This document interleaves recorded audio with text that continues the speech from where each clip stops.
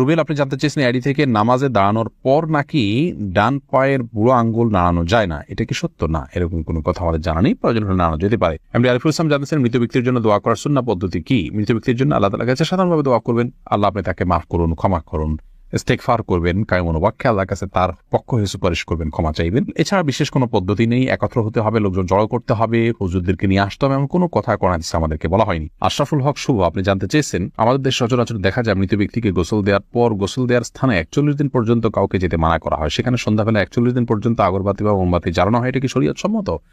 কোনো জায়গায় মৃত ব্যক্তিকে গোসল দেওয়া হলে সেখানে এই প্রথাটি আমাদের সমাজে অনেক ক্ষেত্রেই প্রচলিত আছে যে আগরবাতি বা মোমবাতি ইত্যাদি সেখানে আপনার জ্বালানো হয় এবং সন্ধ্যাবেলা 41 দিন পর্যন্ত এই কাজটি করা হয়, কেউ সেখানে যেতে চায়, নিষেধ করা হয়। এটি সম্পূর্ণ কুসংস্কার এবং এ ধরনের বিশ্বাসগুলো শিরকি বিশ্বাস, কুসংস্কারচ্ছন্ন বিশ্বাস।